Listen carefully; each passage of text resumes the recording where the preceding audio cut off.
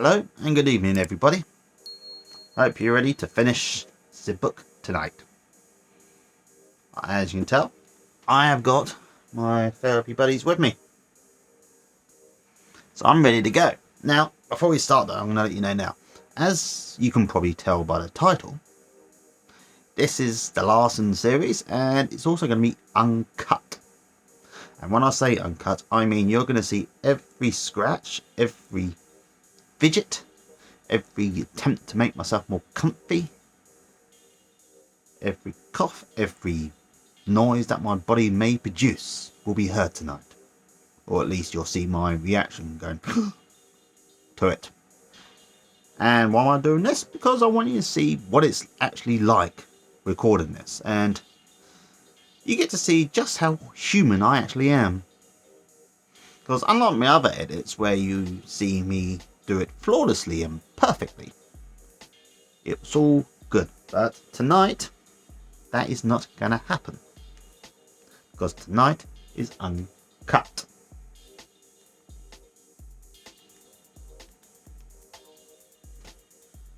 So everything is going to be seen, okay? So without further ado, let's do this, shall we? That's it. Okay, it's better.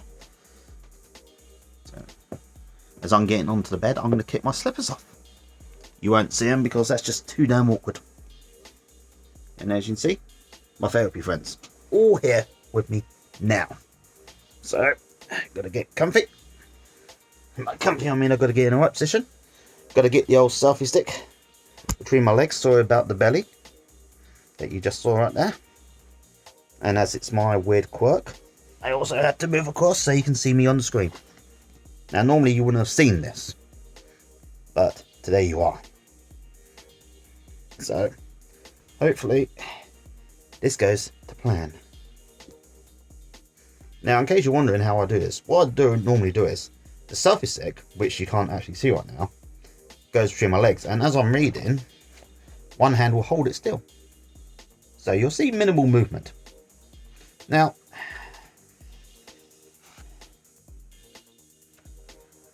okay, so that's it. No more talk about that. We're going to get on with the book now, okay? So, need to get comfy again. I'll be surprised how often this actually happens during my videos.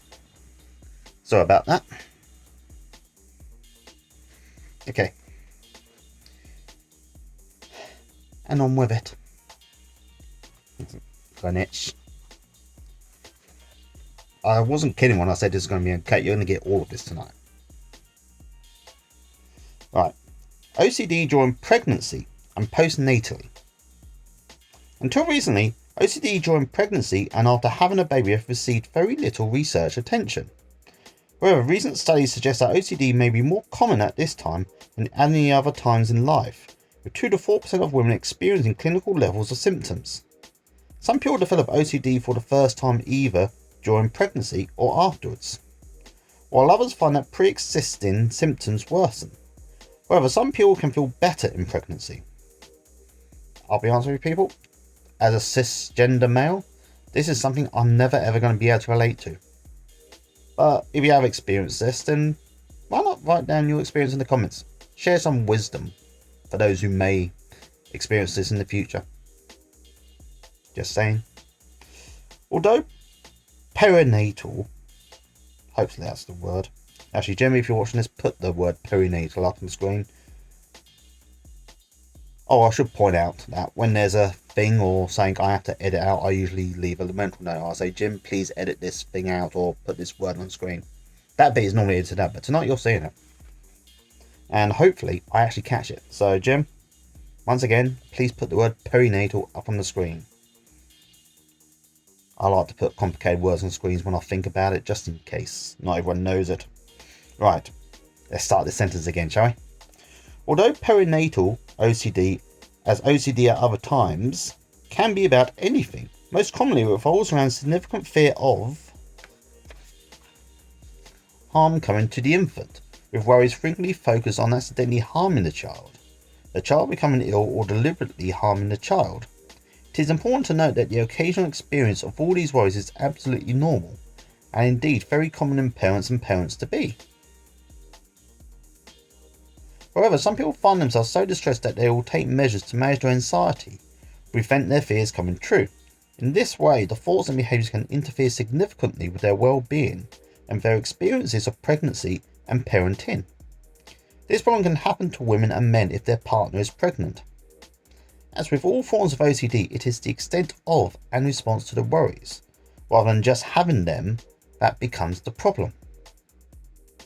For example, in pregnancy, a woman may be very concerned that something she eats or touches may cause harm to the unborn baby. This may cause her to avoid and restrict foods, places and situations well beyond the recommended guidelines in order to keep as safe as possible, or at least feel that she has done everything in her power to do so. She may spend large amounts of time cleaning and washing and ask those around her to do the same.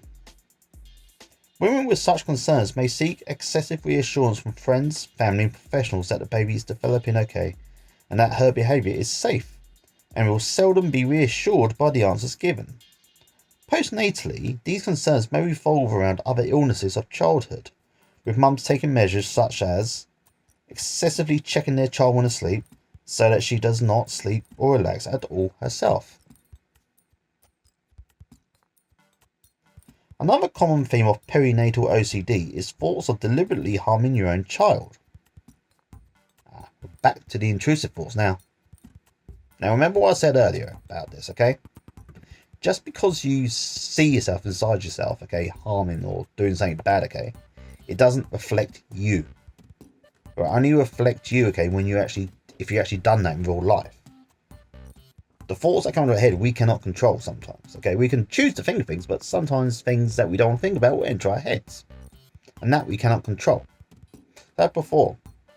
If your thoughts are dark, just let them be dark, okay? It doesn't reflect you in any way, okay? The only way it can reflect who you are, okay, is if you carry out those thoughts. Then it does make you a bad person, and there's nothing I can do. Until then, okay, just accept the thoughts and go along with it, okay? And remember, your thoughts do not define you, okay? Your actions define who you are. After the birth, many parents experience occasional fleeting thoughts that they may deliberately harm their baby, but are able to dismiss these as meaningless. Some women interpret the very fact that they have these thoughts as meaning that they may act on them, and become frightened about their potential to harm their child in a moment of madness. They may then, after the birth, avoid contact with the baby or take special measures to stay safe around the child, such as hiding knives and sharp objects in the home. It may be particularly difficult for mums firstly to recognise their experiences as OCD, and then to seek help due to the shame and secrecy associated with the disorder, especially at a time when they and those around them expect to feel happy. As there is often a lack of awareness of OCD during pregnancy and postnatally. People are really asked about these experiences by professionals. If you think that you may have symptoms, it may be up to you to suggest that you have OCD and ask for an assessment from someone who knows about this problem.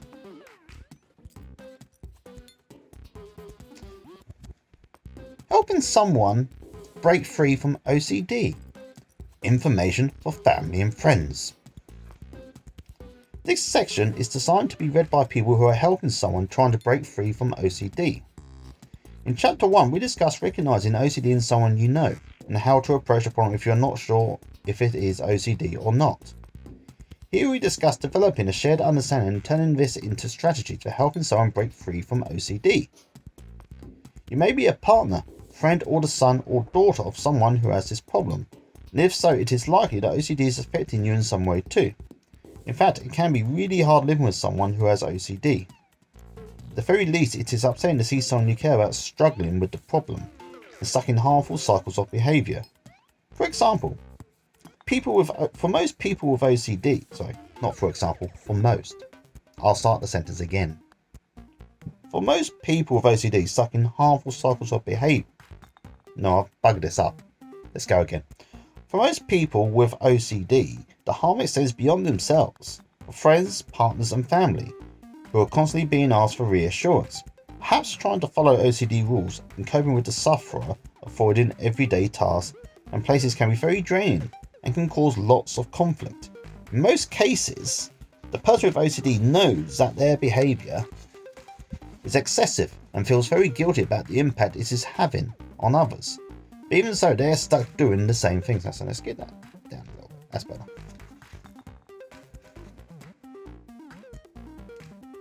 This is because they have really been This is because they really have been stuck in the grip of the OCD bully. Let's get interested around. That's better.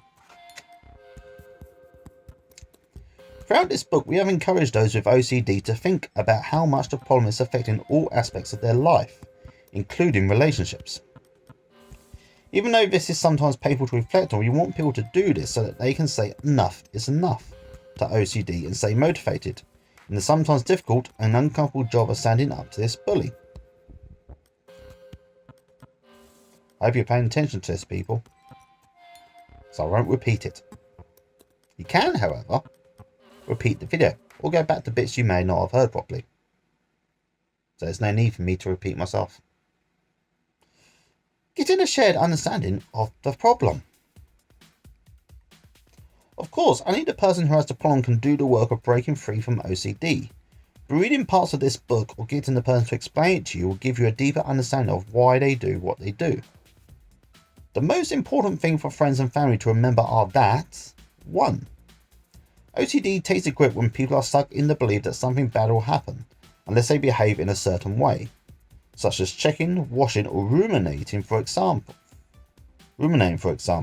and it will be their fault if it does. 2. Over time their behaviours become very damaging, but because they are motivated by the person trying to prevent harm and believing it really could happen, they feel like they are choosing the lesser of two evils. They feel that's as if they feel they are choosing at all. 3. Because they are afraid, standing up to OCD takes huge amounts of courage. Huge amounts. Remember that, people. It takes a lot of courage to do so. But within you, within every single one of you, okay, is the ability to do so. Okay? Just so you know, I believe in every single one of you. Discussion may help them clarify their own understanding of OCD, might also give you the opportunity to ask questions and explain things from your point of view. However, sometimes this sort of discussion is difficult as the topics can be very sensitive. Just having a shared general understanding of how OCD works is a good starting point. So, got an itch on the back. Right, back to it. Fighting a common enemy. People with OCD have spent a long time trying to stop bad things from happening.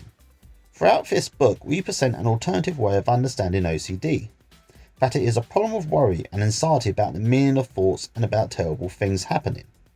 How one deals with a worry problem is to confront the fears to find out what really happens. In practice, broadly speaking, this means not washing or checking to see what happens, or not grappling with thoughts. It also means not avoiding anything. Though this may be terrifying at first, someone with this problem can really direct their efforts at being the problem of worry, but OCD will have nothing to grip onto. As a supporter, having an understanding, not only of what OCD is, but how to deal with it, will be really helpful at those moments when the person is being sucked back into the problem. Maybe worth drawing out some strategies together for those times. Some examples are below. I'll quickly show you. It's not a chart, but it's just words. See?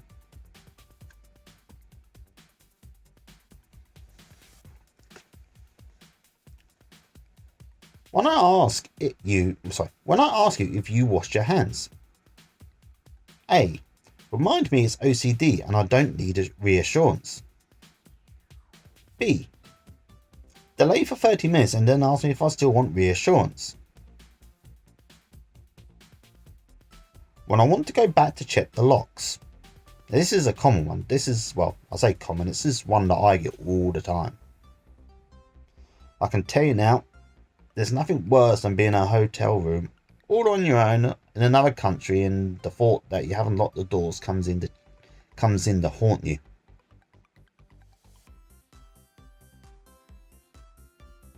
It really isn't good. when I want to go back to check the locks.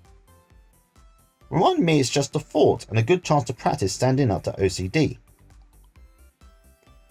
That's it for that bit. Remember, it's okay if you both find it hard to stick to these.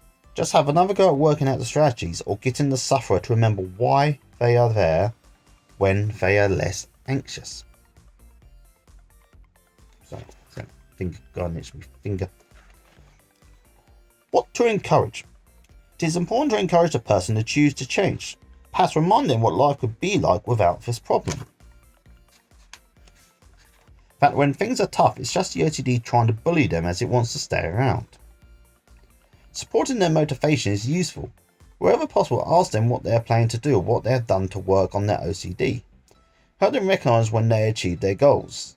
Offer support and encouragement wherever possible, and for yourself too, as supporting someone with this problem takes patience and time. Rewards help too. Perhaps aim for a treat together that OCD may have got in the way of in the past.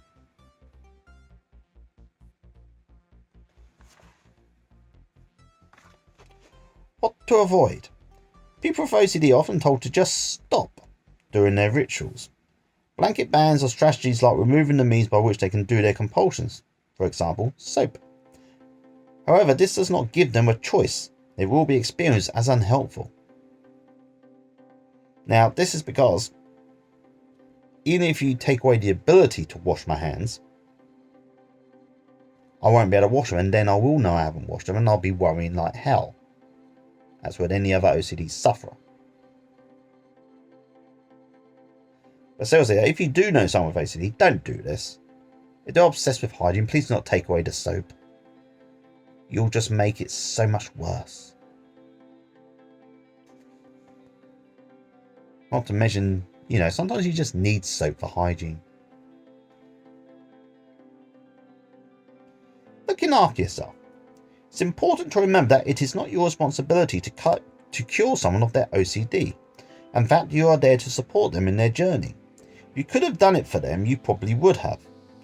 Living with someone with OCD can be a strain, and if you're experiencing difficulties, focusing on helping yourself will make you a more effective supporter for them.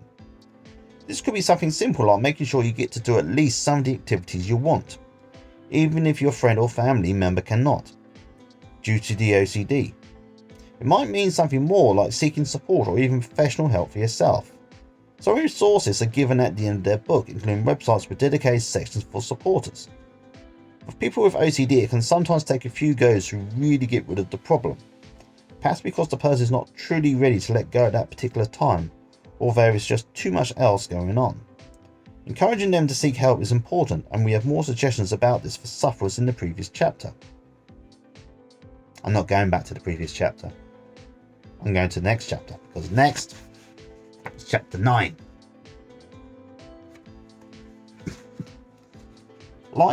Chapter 9, Life After OCD. This chapter gives further guidance on how to continue your fight against OCD and kick it out of your life for good.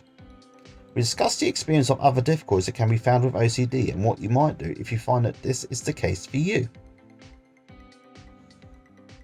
Sorry, go next.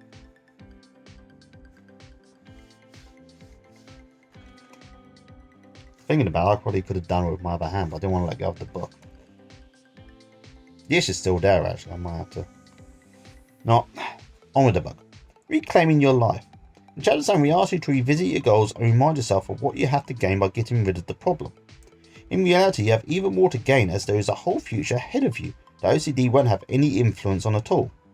If you have had OCD for some time, you may not be sure what you would like to have in its place, and it is fine not to know. It's also important to begin to find out if you choose to do something or not do it. It should be because of the reasons other than OCD. It's awful to be stuck in the inward-looking and frightening world of obsessions and compulsions. Getting out of this and engaging with life as it is will always be better than being stuck in OCD's world. Of course, that does not mean that life without OCD is perfect. And breaking free from OCD may mean that you need to solve other problems or face up to responsibilities that others have been managing for you when you have been stuck in it. However, not having OCD will give you the time and capacity to deal with these situations. If you have got through a problem like OCD, Then you have shown strength and a character that you can apply to whatever life throws at you. That is worth remembering, people. Sometimes when people break free from OCD and recover, they feel very sad for all the time they have wasted performing unnecessary rituals, checks and ruminations. It is true that it is very sad to have been doing all these things, but this makes it all the more important to continue to kick OCD out permanently and not waste any more time. Keeping OCD away, relapse prevention. If you have taken the courage to fight back against OCD or are even thinking about doing this, then well done. Once you have begun to move on from OCD, it is a common concern that it will come back. Therefore, it is important to recognise that you have got better, not by luck or by magic, but through your own efforts, even if you have been working alongside a therapist. As you have said throughout this book, the way to break free from this problem is to understand as fully as possible how OCD has been working to keep you believing that you are responsible for preventing something bad happening, and then to test this out. If you have been able to do this, you would have gained information about how the world really works, which is invariably different to what the OCD has been telling you. To do this takes real bravery, and it will have felt like a huge risk because OCD is always about what is most important and most dear to people. It is through your hard work and thinking things through, understanding what the OCD is saying, considering an alternative and doing things differently that you have made progress. It is useful to write up a relapse prevention document. The more you can do to put all that you have learned in one accessible place, and think through any situations in the future where the OCD might have a go at you, and what you might think and do in response, the less likely this is to actually happen. Key idea. Remember that OCD developed as a way of dealing with difficult thoughts, feelings and circumstances when you did not have any way of understanding or dealing with it. It is possible that future stressful circumstances may revive an urge to do something obsessional that was perhaps long ago a way of coping. However, what you now know is that this is limited. OCD is a false friend and life is so much better without it. OCD works by keeping you in a mesh of lies and fear that you have already exposed. The reasons you wanted to break free from OCD and the way you did it will provide your blueprint for breaking free if the OCD ever tried to pay you another visit. It is useful to write up a relapse prevention document or blueprint for breaking free. You can try writing your own blueprint for breaking free using the outline on pages 278 and 279 and the guidance and information from previous chapters. Now, obviously we're not going to be able to go that through it fully, but I'm going to take some photos and you'll be looking at them right now. 278 and 279. I'm going to quickly show them on the screen. Okay, the blueprint for breaking free. I'm going to take pictures of these, okay, and I'm going to leave them on the screen for about 10 seconds. That way you have long time to pause and look and maybe take a photo of your own of it. I may even take a photo and put it in the thing. So, actually, 1, 2, 5, 6, 7, 8. Okay, that's long enough. Jim, if you're watching, please, for the love of God, listen to this and put these pictures up. Okay? You don't want to embarrass yourself again. Don't want another comorbidity incident, do we?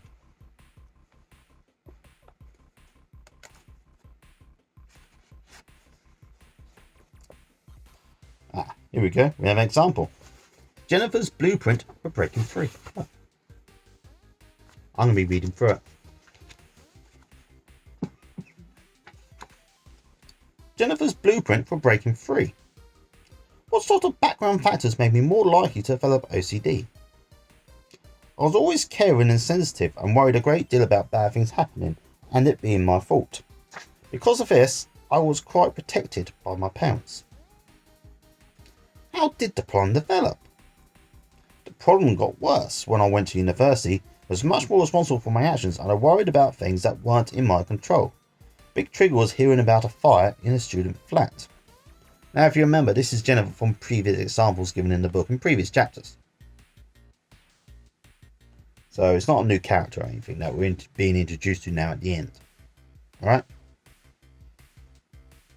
What were the main intrusive thoughts? And what did I think they meant when they were bothering me? If I had an image of something bad happening, I thought I had to act, or deny, or they might come true and it would be my fault. What do I now know they meant? They were simply just thoughts, caused by anxiety, not signs of danger. Once the problem took hold, what was it that I was doing, thinking and paying attention that kept the problem going? I started to be more and more aware of anything that might cause a fire, and the possibilities were endless. I was trying to be certain that nothing bad would happen, but I was seldom able to achieve this, even with more and more time spent checking. How did I challenge these, and what did I learn? I dropped my checks and left the house for increasingly long periods of time. I learned that I gained confidence in myself and my memory. What were the underlying ideas and beliefs about myself, responsibility, or how the world works that kept the problem going? I thought that I was a careless person, and that if I wasn't careful something bad would happen. I thought that knowing this, I needed to put all my effort into preventing this, otherwise I would have been responsible for harm. How did I challenge these, and what did I learn? I dodged my checks and left the house for increasingly long periods of time. I learned that nothing bad happened. What are more helpful versions of these ideas? I'm a very caring, careful and responsible person, so I really don't need to take extra care. I can tolerate uncertainty, and it is not my responsibility to make things 100% safe even if it were possible. Not being 100% certain is not the same as being 100% unsafe. So what can I do now that the OCD was stopping me from doing? I'm no longer late for everything, and I always arrive prepared for lectures. I don't have to think twice about accepting an invitation.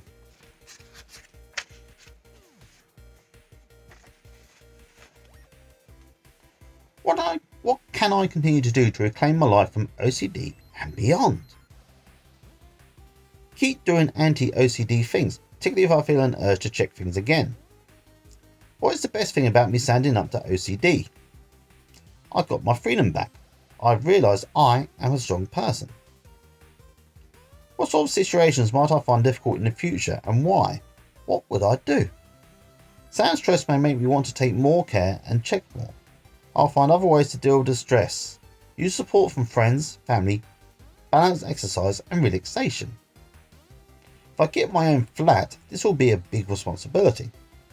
I'll have a copy of this blueprint with me and act in an anti-OCD way if I feel I need to repeatedly check things again. Epilogue. Now this is how you know you're approaching the end of the book. Epilogue. The key to moving on from OCD is to understand as fully as possible how the problem works and how it works for you. This brings into awareness the fact that OCD is understandable within the context of normal psychological processes. For reasons to do with a person's historical, developmentally acquired experience and beliefs about the world, as well as a modicum of biological factors.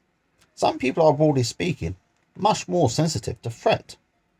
This provides a context for the OCD to take hold, and these are vulnerability factors. Obviously, we can't change what has happened to us. We can't change too much about our biology. But we can gain a new understanding of these factors and how they contributed to the problem. Well, excuse me, people. Oh, yes, this is what I meant when I said it was uncut. Now, where was I?